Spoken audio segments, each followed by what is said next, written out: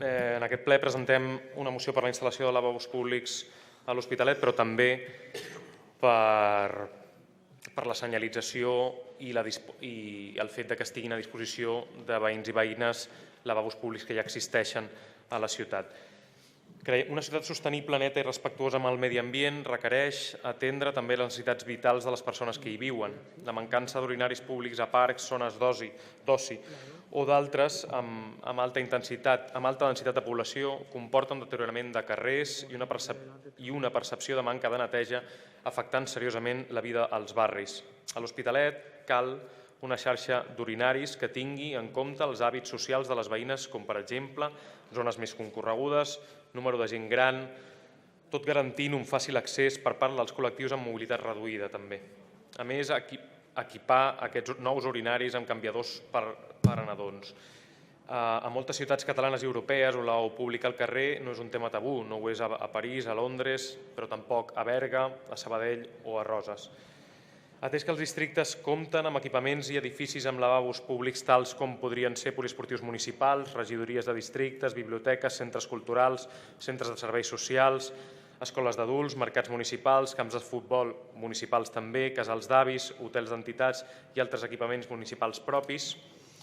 Com a exemple, hem volgut afegir a cada districte alguns dels equipaments municipals o edificis municipals que podrien donar ús sempre si anessin acompanyats de senyalització, de senyalèctica a l'espai públic per tal que veïns i veïnes del barri sapiguessin exactament on són aquests lavabos públics que ja existeixen actualment.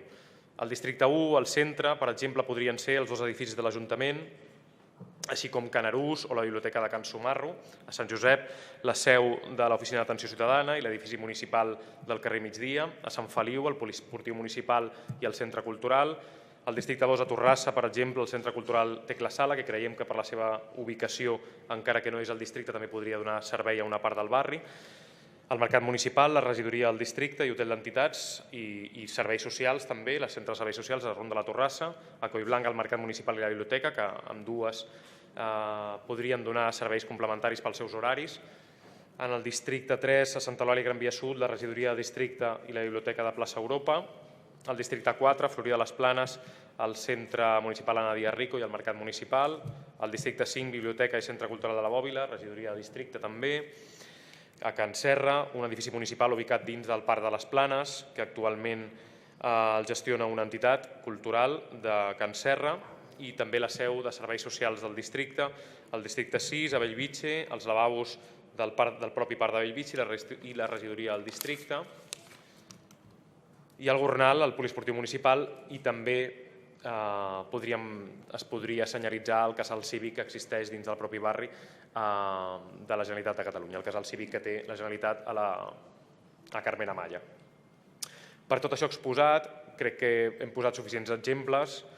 El grup municipal de Cooperatiu proposem al ple l'adopció dels següents acords. En primer lloc, realitzar un breu estudi intern dels edificis municipals per districtes, de tal manera que es triïn un mínim de 2 instal·lacions adients a cada barri per obrir a la ciutadania, segons criteris de situació, accessibilitat i horaris més amplis, els seus lavabos com urinaris de referència, lliures, gratuïts i de fàcil accés des del carrer. Aquest estudi recollirà també les propostes rebudes des de gremis, associacions de veïns i col·lectius diversos de la ciutat. En segon lloc, seria realitzar un estudi en el termini màxim de 6 mesos per la instal·lació addicional i manteniment de lavabos públics oberts 24 hores. Creiem que aquest és un tema molt important al que no s'està donant resposta i que no donaríem resposta amb el primer acord. És el problema específic de les nits a la ciutat, de caràcter fix, aquests lavabos de caràcter fix i gratuït a la ciutat per cobrir necessitats de les seves veïnes i visitants en punts crítics per les seves particularitats i gran afluència de públic, com per exemple la sortida de metro de les parades de Santa Eulàlia, Torrassa, Florida o per exemple també Avinguda Carrilet.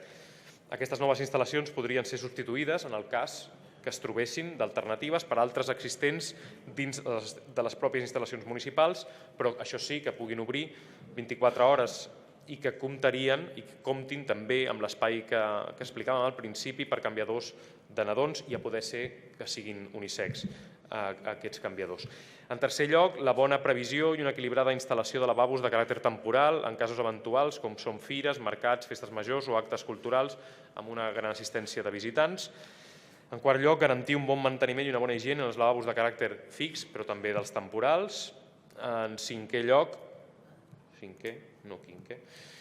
donar publicitat d'aquest servei bàsic i senyalitzar-lo a la via pública és imprescindible, de forma visible, fent rutes en la mida de les possibilitats, fent rutes de senyals des de places, parades de transport públic o carrers principals de referència fins a aquests lavabos públics, els ja existents i els nous, en el cas que hi haguessin de nous, i traslladar-ho a la Federació d'Associacions de Veïns, al Consell de Ciutat i al Consell de Districte. Creiem que és molt, molt, molt important la senyalització a l'espai públic d'aquests lavabos públics.